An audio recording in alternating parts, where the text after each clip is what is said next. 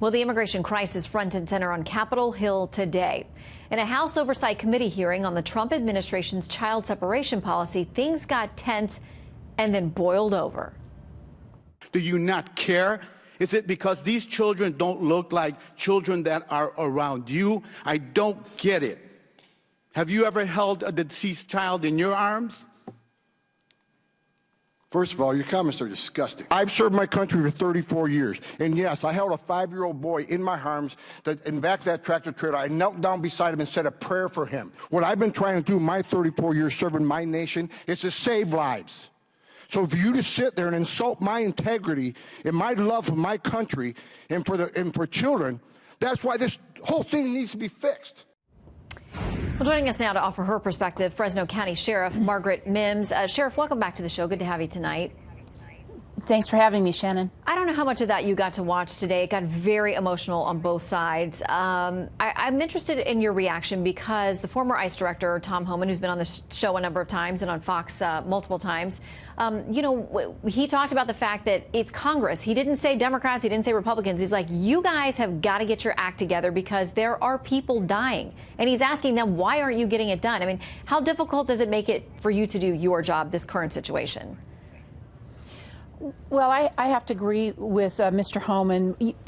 ICE is doing and committing to the mission that and complying with laws that Congress have established. That is their job, to enforce immigration issues.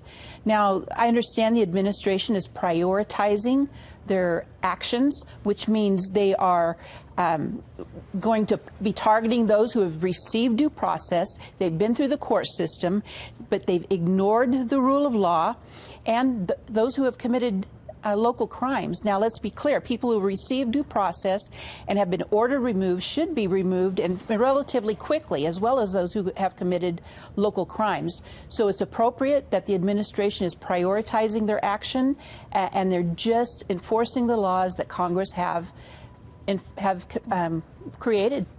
Yeah, and you talk about this idea of people who have already, missed court hearings or have a deportation order or crime or something like that. The ACLU filed a lawsuit ahead of these raids saying, listen, a lot of these people have been convicted in absentia, meaning they didn't come to the court hearings.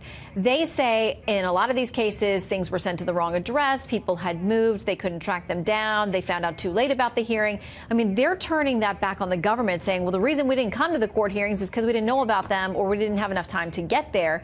What do you make of that argument?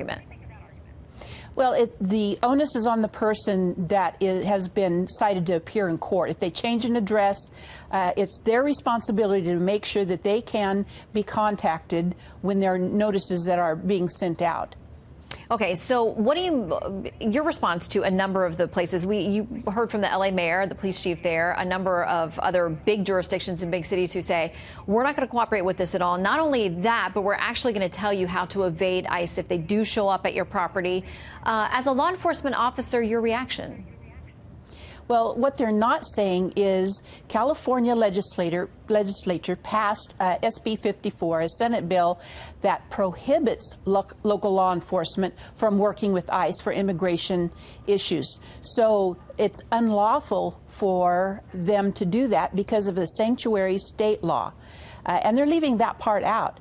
And the legislators put us in an untenable position where now we're caught in the middle because of the Ninth Circuit decision that was mentioned earlier. Mm-hmm. Now we can't even compete for federal funding to help us with community-oriented policing because of our state sanctuary law. Mm-hmm. And it's unfortunate because that does not help us keep our community safe. All right, Sheriff Mims, always great to have you on for your perspective. Thank you so much. Thank you.